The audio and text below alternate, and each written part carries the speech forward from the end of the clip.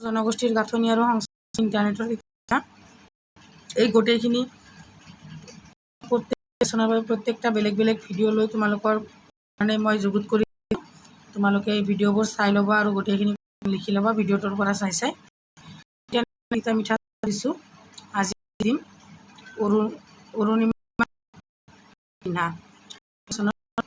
ভিতৰত থকা হোৱা সম্ভাৱ্য আৰু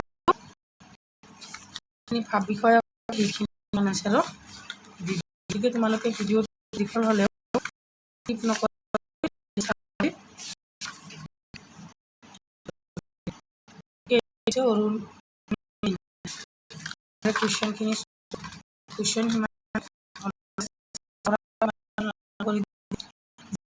পৰীক্ষাত অহাৰ কাৰণে বৰকৈ ইম্পৰ্টেণ্ট যিটো আলোচনা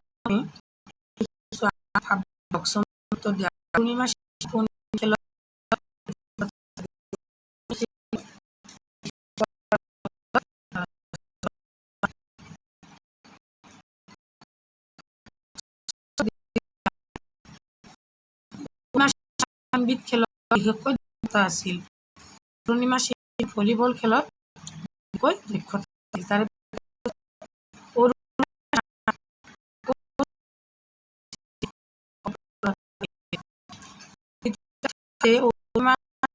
অৰুণিমাৰ মনত কি তীব্ৰ ৰূপ পৰিল। হস্পিটেলত সপোন লৈছিল।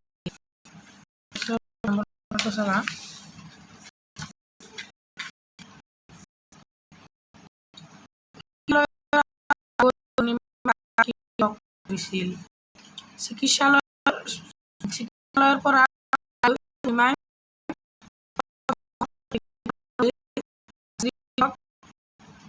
দিছিল কিয়নো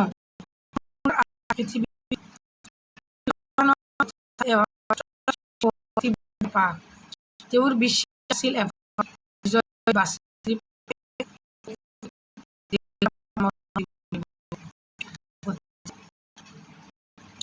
তাৰ পিছতো চোৱা মাউণ্ট এভাৰেষ্ট গ্ৰহণ কৰিছিল। তাত কিমান সময় ধৰিছিল। মাউণ্ট এভাৰেষ্টত অৰুণিমাই 2013 চনত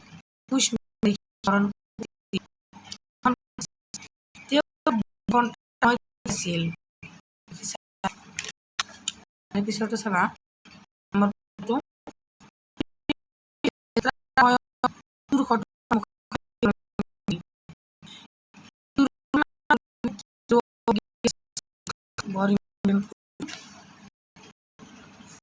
অৰুণিমা সিনহাই ৰেলযাত্ৰাৰ সময়ত দুৰ্বৃত্তৰ দলটোৱে পৰা টকা পইচাৰ লগতে হাতৰ কাণৰ মণিৰ আটাইবোৰ অলংকাৰ কাঢ়ি লৈ গৈছিল। আন যাত্ৰীৰ লগতে অৰুণিমা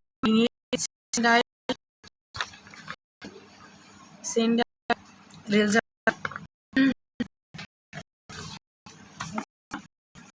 শেষ হোৱাৰ সময়টোত আকৌ গোটেইখিনি কৰি লৈছোঁ।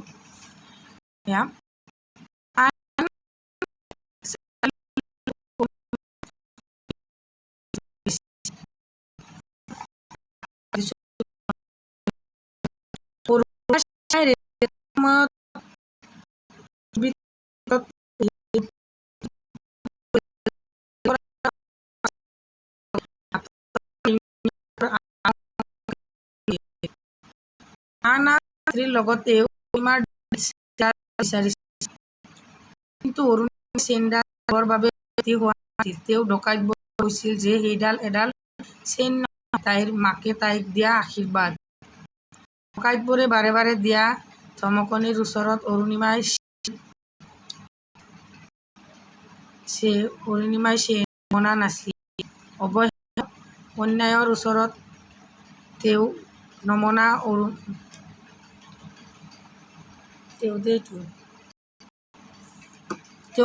অৰুণিমাক ডকাইতবোৰে পলাকৈ তুলি নি চলন্ত ৰেলগাড়ীখনৰ পৰা বাহিৰৰ অন্ধকাৰলৈ উলিয়াই দিয়ে। সেই সময়ত ওচৰৰে এখন ট্ৰেইনগাড়ী আহি আছিল। অৰুণিমাৰ শৰীৰটো চলন্ত ৰেলগাড়ীত বস্তা এটাৰ দৰে খুন্দা খাই তললৈ পৰি গ'ল। অৰুণিমাৰ প্ৰাণে প্ৰাণে চিঞৰিলে, কিন্তু ৰেলখনৰ ইঞ্জিন আৰু চকত মাত ভৰি গ'ল। অৰুণিমাৰ প্ৰায় 7 ঘণ্টা সময় ৰেল থাকিল আৰু সেই সময়ত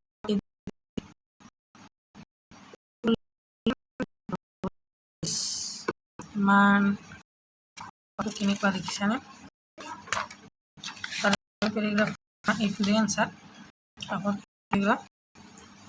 দুৰ্ঘটনাত অৰুণিমাই এখন ভৰি চিৰদিনৰ বাবে ল'বলগীয়া হ'ল আৰু আন ভৰিৰ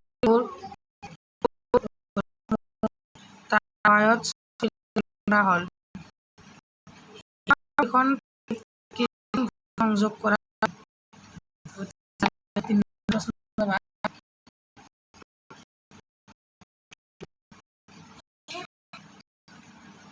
অৰুণিমাৰ সপোন পূৰণ আছিল। কবলত পৰি নিজৰ ভৰি হেৰুওৱা অৰুণিমা সিনহাৰ মনত হস্পিতালৰ বিচনাত শুই থাকোঁতেই হিমালয়ৰ শৃংগলৈ যোৱাৰ সপোন তীব্ৰ হ'বলৈ ধৰিলে। এনেদৰে তেওঁ পৰামৰ্শ পাৰিব। মূৰত হস্পিতালৰ পৰা ওলাই ঘৰলৈ নগৈ পোনে পোনে বাচেন্দ্ৰী পালৰ ওচৰলৈ পালেগৈ। বাচেন্দ্ৰী পালে অৰুণিমাৰ সকলো কথা সহমৰ্মিতাৰে শুনিলে। ছোৱালীৰ দুচকুৰ সপোন প্ৰত্যাহ্বান আৰু আত্মপ্ৰত্যয়ৰ ভাৱে তেওঁৰ মনটোত বিশ্বাস জন্মালে যে সঠিক প্ৰশিক্ষণ আৰু সাহস পালে এইগৰাকী ছোৱালীয়ে নিশ্চয় এদিন লক্ষ্যত উপনীত হ'ব পাৰিব। অৱশেষত টাটা ষ্টীল এডভেঞ্চাৰ ফাউণ্ডেশ্যনে চলোৱা অনুশীলন কেম্পত এভাৰেষ্ট বিজয়ী বাচেন্দ্ৰী পালৰ তত্বাৱধানত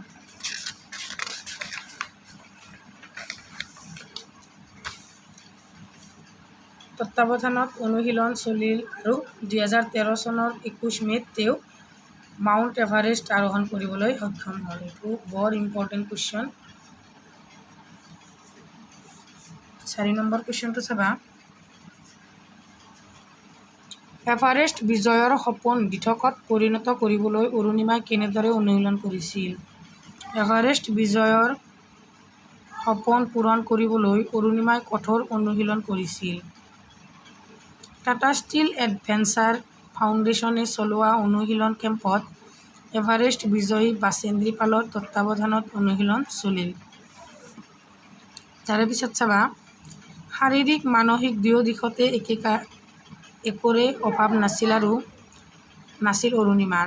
ভৰিখন হেৰুওৱাৰ দুৰ্ভাগ্যক সৌভাগ্যলৈ ৰূপান্তৰিত কৰাৰ প্ৰতিজ্ঞা সফল কৰিবলৈ উঠি পৰি লাগিছিল তেওঁ।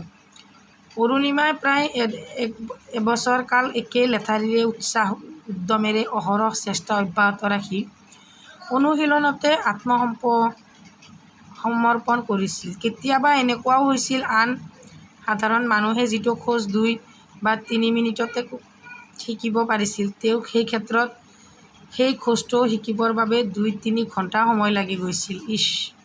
ইমান ঘটনাটো কেনেকুৱা দেখিছানে? তথাপিও অৰুণিমাই আশা এৰি দিয়া নাছিল। এনেদৰে কঠোৰ অনুশীলনৰ পিছত অৰুণিমাই 2013 চনৰ 21 মে'ত পৃথিৱীৰ শীৰ্ষতম স্থান অৰ্থাৎ এভাৰেষ্ট পদাৰ্পণ কৰাৰ সপোন সাকাৰ হৈছিল। তোমালোকে অলপ মনোযোগ সহকাৰে এই লেচনটো পঢ়িবা। তোমালোকৰ মনটোও বহুত উন্নত হ'ব, উৎসাহ পাবা, উদ্দীপনা পাবা। চোৱা, এটা ভৰি নথকাৰ পিছতো কিমানখিনি পৰিশ্ৰম কৰি কিমানখিনি মনটোক কিমানখিনি দৃঢ় কৰি লৈ কেনেকুৱা এটা ডাঙৰ এটা ষ্টেপ লৈছিল, সেইটো কথা তোমালোকে 2-3 বাৰ পঢ়িলেই গম পাবা। গতিকে এইটো লেচন অলপ ভালদৰে পঢ়িবা। তাৰপিছত 5 নম্বৰ প্ৰশ্নটো চাবা। অৰুণিমা সিনহাই কিয় লাডাখত থকা মাউণ্ট চামছেৰ কাংৰীৰ অভিযান সম্পূৰ্ণ কৰিব নোৱাৰিলে? লাডাখত থকা মাউণ্ট চামছেৰ কাংৰীৰ উচ্চতা আছিল 21,108 ফুট উচ্চতালৈ আৰোহণ কৰিবলৈ সক্ষম হ'ল। সেই সময়ত বতৰ আছিল অত্যন্ত প্ৰতিকূল। এনে প্ৰতিকূল বতৰত অভিযান চলোৱাৰ অসম্ভৱ হৈ পৰাত শিখৰলৈ মাত্ৰ 690 ফুট অতিক্ৰম কৰিবলৈ বাকী থাকোঁতে অৰুণিমা সিনহা আৰু সংগীসকল অভিযান সামৰি তললৈ নামি আহিব লগা হ'ল।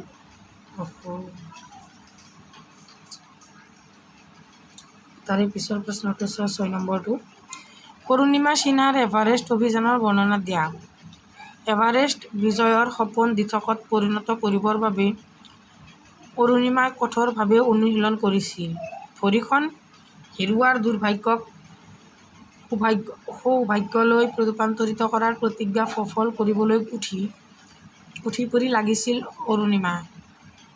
কেতিয়াবা এনেকুৱা হৈছিল যে আন সাধাৰণ মানুহে যিটো খোজ 2 বা 3 মিনিটত শিকিব পাৰিছিল, তেওঁৰ ক্ষেত্ৰত সেই খোজটো শিকিবৰ বাবে 2-3 ঘণ্টা সময় লাগিছিল। তথাপিও অৰুণিমাই আশা এৰি দিয়া নাছিল।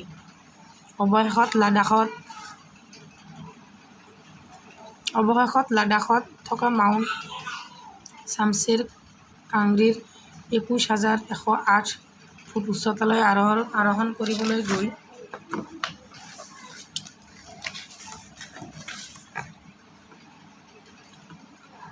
মাউণ্ট এভাৰেষ্টৰ শামছেৰ কাংৰীৰ 21,108 ফুট উচ্চতালৈ আৰোহণ কৰাটোৱে অৰুণিমাৰ মনোবল অতি দৃঢ় কৰি তুলিলে। এই অৰুণিমা মাউণ্ট এভাৰেষ্ট বগাবলৈ সাজু হ'ল। মাউণ্ট এভাৰেষ্ট শৃংগত থিয় হৈ ফটো তোলা ভিডিঅ'ৰ জৰিয়তে বিশ্ববাসীক নিজৰ বিৰল অভিজ্ঞতাৰ বিষয়ে জনোৱাৰ অভিপ্ৰায়েৰে তেওঁ লগত 2টাকৈ কেমেৰা, পানী আৰু অক্সিজেন লৈ গৈছিল। 4 নং কেম্প পাওঁতে অৰুণিমাৰ দুয়োখন ভৰিৰ পৰা তেজ নিগৰি ভয়ংকৰ ৰূপ লৈছিল। লগতে নিয়া অক্সিজেনো প্ৰায় শেষ হওঁ হওঁ হৈছিল।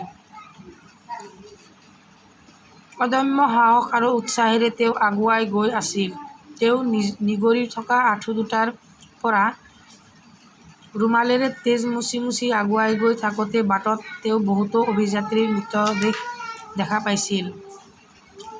কিন্তু তেওঁ একোৱে নিৰস্ত কৰিব পৰা নাছিল। প্ৰচণ্ড পৰিশ্ৰম, অদম্য মনোবল আৰু কষ্ট সহিষ্ণুতাৰ ফল অৱশেষত ফলিল।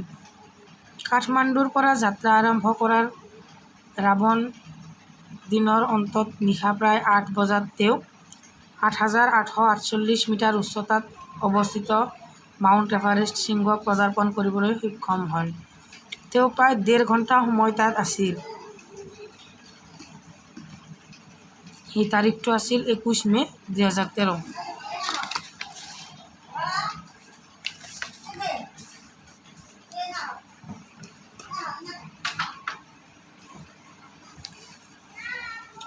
তাৰে পিছত 7 নম্বৰ প্ৰশ্নটো চোৱা।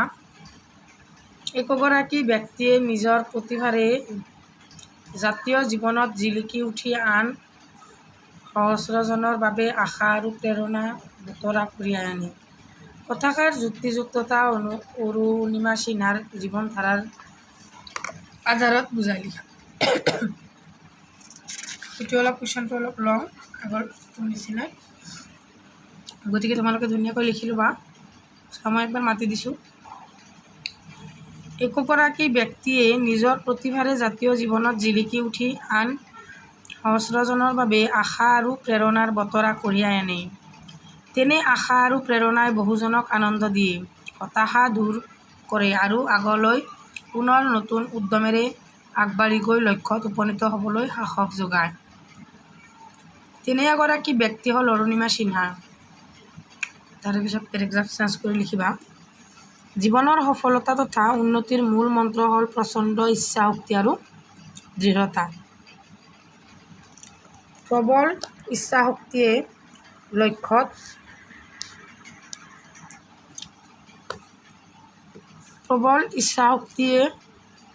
লক্ষ্যত উপনীত হোৱাৰ বাটত থকা অনেক প্ৰত্যাহ্বান হেলাৰঙে অতিক্ৰম কৰাত সহায় কৰে।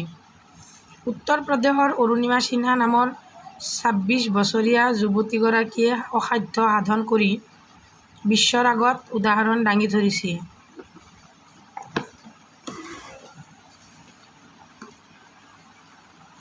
ৰাষ্ট্ৰীয় পৰ্যায়ত ভলীবল খেলুৱৈ অৰুণিমা সিনহা লক্ষ্ণৌৰ পৰা দিল্লীৰ অভিমুখে ৰেলযাত্ৰাত দুৰ্বৃত্তৰ কবলত পৰি এখন ভৰি চিৰদিনৰ বাবে হেৰুৱাবলগীয়া হয়।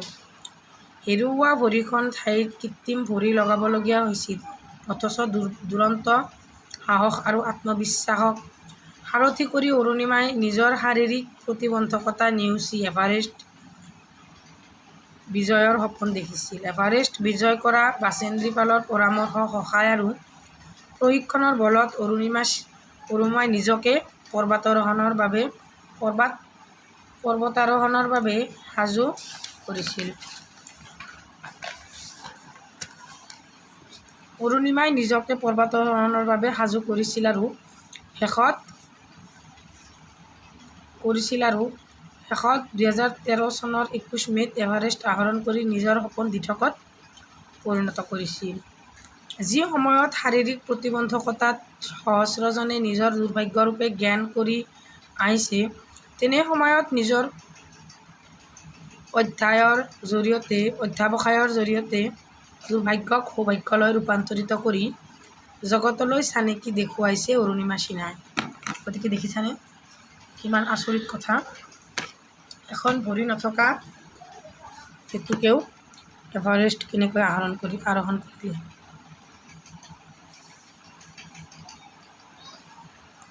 তাৰে পিছৰ প্ৰশ্নটো চাবা, ক্ৰিকেট খেলুৱৈ যুৱৰাজ সিঙে অৰুণিমাক কেনেদৰে অনুপ্ৰাণিত কৰিছিল?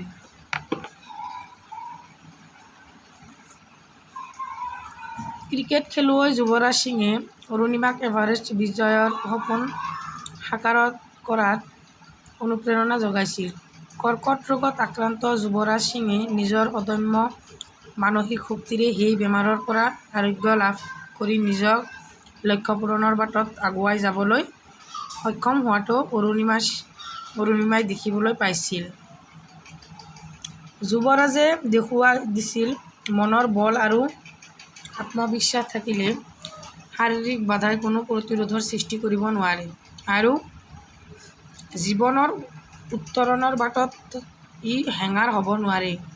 যুৱৰাজ সিঙৰ দ্বাৰা অনুপ্ৰাণিত হৈ দুৰন্ত সাহস আৰু আত্মবিশ্বাসক সাৰথি কৰি অৰুণিমাই নিজৰ শাৰীৰিক প্ৰতিবন্ধকতা নেওচি এভাৰেষ্ট বিজয় কৰিবৰ বাবে সক্ষম হয়।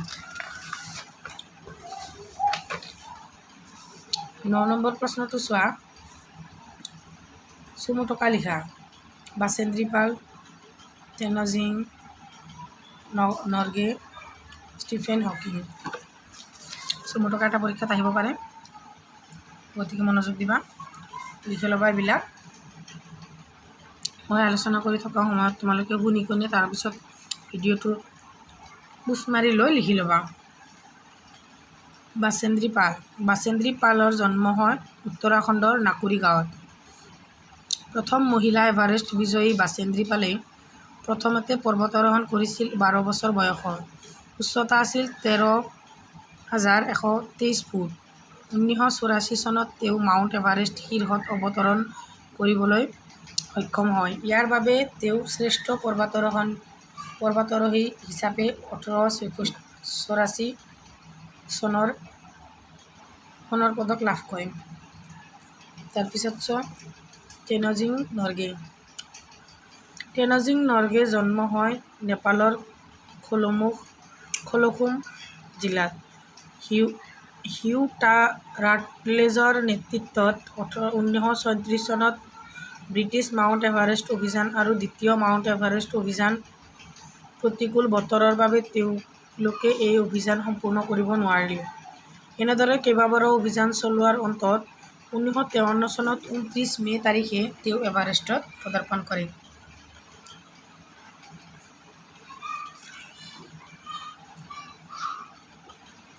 আৰু এবাৰ মাতি দিছোঁ চাবা, তেনজিং নৰগেৰ জন্ম হয় নেপালৰ খোলুখুম জিলাত। হিউ ৰাটলেজৰ নেতৃত্বত 1934 চনত ব্ৰিটিছে মাউণ্ট এভাৰেষ্ট অভিযান কৰে আৰু দ্বিতীয় মাউণ্ট এভাৰেষ্ট অভিযান প্ৰতিকূল বতৰৰ বাবে তেওঁলোকে এই অভিযান সম্পূৰ্ণ কৰিব নোৱাৰিলে। এনেদৰে কেইবাবাৰো অভিযান চলোৱাৰ অন্তত 1953 চনৰ 29 মে' তাৰিখে তেওঁ এভাৰেষ্টত পদাৰ্পণ কৰে। তাৰে পিছৰটো চাব ষ্টিফেন হকিং। ষ্টিফেন হকিঙৰ জন্ম হয় 1942 চনত। তেওঁৰ পিতৃৰ নাম আছিল ডক্টৰ ফ্ৰাংক হকিং আৰু মাতৃৰ নাম আছিল ইছাবেল হকিং। তেওঁৰ সম্পূৰ্ণ নাম আছিল ষ্টিফেন উইলিয়াম হকিং। তেওঁ লণ্ডনত স্কুলীয়া জীৱন আৰম্ভ কৰে। হকিঙে প্ৰথম শ্ৰেণীৰ স্নাতক ডিগ্ৰী লাভ কৰে অক্সফৰ্ড বিশ্ববিদ্যালয়ৰ পৰা আৰু কেম্ব্ৰিজ বিশ্ববিদ্যালয়ত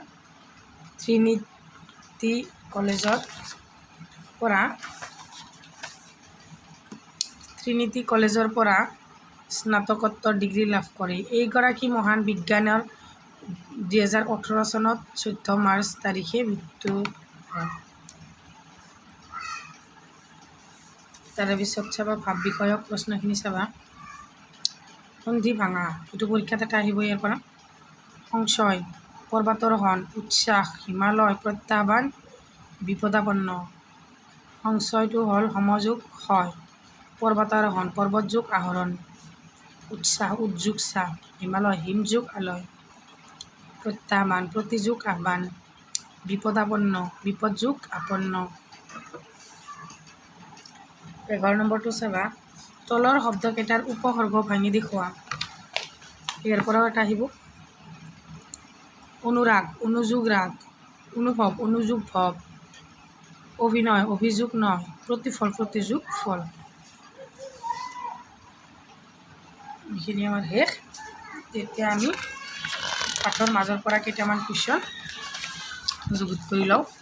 যুগুত কৰি লৈছোঁ, এইখিনি আলোচনা কৰিম। অৰুণিমা সিনহাৰ কোনবিধ খেলত তেওঁৰ বিশেষ দক্ষতা আছিল? অৰুণিমা সিনহাৰ ভলীবল খেলত বিশেষ দক্ষতা অৰ্জন কৰিছিল। তাৰে পিছতো চাবা। ডক্টৰ জয়শ্ৰী গোস্বামী মহন্তই ৰচনা কৰা শিশু কিশোৰৰ উপযোগী দুখন গ্ৰন্থৰ নাম। এইটো SSLC 2020 আহিছিল, এইটো 2020 আহিছিল। চোৱা, ডক্টৰ জয়শ্ৰী গোস্বামী মহন্ত ৰচনা কৰা শিশু কিশোৰীৰ উপযোগী দুখন গ্ৰন্থৰ নাম হৈছে অন্য এক ৰত্নাকৰ আৰু উৱলি যোৱা চাদৰ।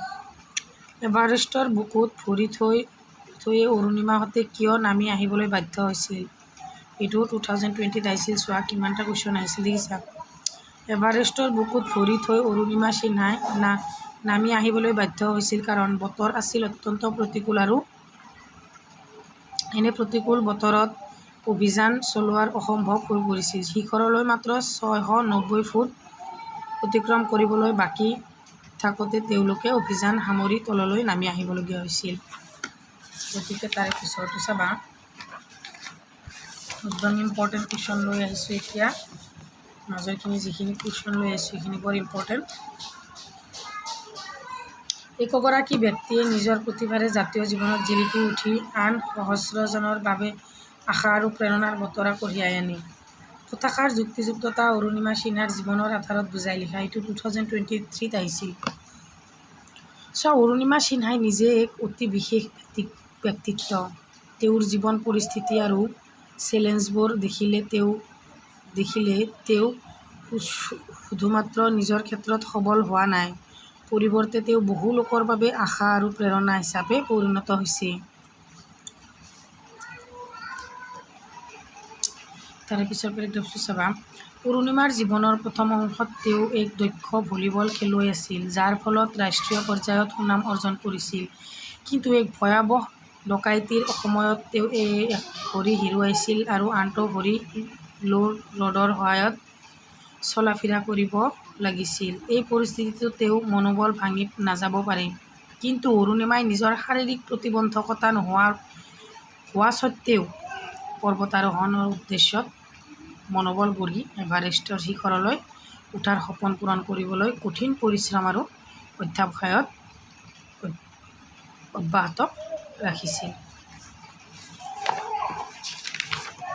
তাৰে পিছৰ পেৰেগ্ৰাফটো চাবা। অৰুণিমাৰ এই সংগ্ৰাম আৰু বিজয়ে দেখুৱাইছে যে শাৰীৰিক সীমাবদ্ধতা থাকিলেও যদি ইচ্ছা শক্তি আৰু সংকল্প দৃঢ় থাকে তেন্তে অসম্ভৱকো সম্ভৱ কৰা যায়।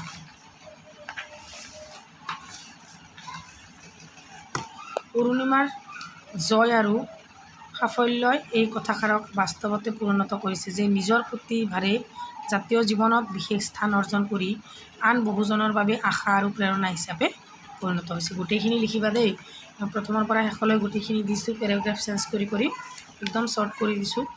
তাৰপিছত আৰু এটা ইম্পৰ্টেণ্ট কুৱেশ্যন চোৱা,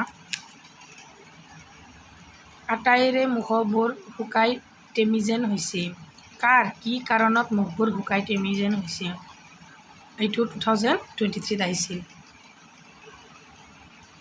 আটাইৰে মুখবোৰ শুকাই টেমি যেন হৈছিল, এই বাক্যটোৰ পৰা বুজা যায় যে অৰুণিমাৰ সৈতে সংঘটিত হোৱা ডকাইতিৰ ঘটনাত সকলো মানুহ ভয় আৰু আতংকৰ কাৰণে সন্ত্ৰস্ত হৈ পৰিছিল। ঘটনাৰ সময়ত ডকাইতবোৰ চলন্ত ৰেলগাড়ীত মন্নাই লুটপাট চলাইছিল আৰু সকলোৰে মুখ শুকাই গৈছিল যেন সিহঁতে ভয়ৰ পৰা কিবা কৈ নোৱাৰা হৈছে। অৰুণিমাৰ সাহসিকতাৰ বিপৰীতে অন্যসকলো যাত্ৰী চুপচাপ আতংকৰ তলাই ঠাৰি পৰি থকা অৱস্থাত আছিল। সেয়া কাৰণেই সিহঁতৰ মুখ শুকাই গৈছিল আৰু মুখবোৰ টেমি যেন হোৱা বুলি বৰ্ণনা কৰা হৈছে। অৰ্থাৎ সিহঁতৰ মুখখন কোনো আভা বা আশা চিহ্ন নাছিল। এইখিনিয়ে হৈছে আমাৰ গোটেইখিনি কুৱেশ্যন। গতিকে তোমালোকে গোটেইখিনি কুৱেশ্যন বহীত লিখি লৈ একফালৰ পৰা দুবাৰ এবাৰকৈ পঢ়িলেই ধুনীয়াকৈ মনত ৰৈ যাব। কাৰণ এইবিলাক মুখস্থ কৰাৰ একো দৰকাৰ নাই, দুবাৰ এবাৰ পঢ়িলেই বুজি পাবা ঘটনাটো কি, ঘটনাটো লিখিলেই হ'ল। গতিকে মোৰ ছাত্ৰ ছাত্ৰীক আশা কৰিছোঁ তোমালোকে ভিডিঅ'টো গোটেইখিনি স্কিপ নকৰাকৈ চাবা বুলি। আৰু যদি মোৰ ভিডিঅ'টো ভাল লাগে ছাবস্ক্ৰাইব কৰিবা, চেনেলটো লাইক কৰিবা, কমেণ্ট কৰিবা আৰু যিমান পাৰা মোৰ ভিডিঅ'টো শ্বেয়াৰ কৰিবা। গতিকে আজি ইমানলৈ সামৰিছোঁ। Thank U.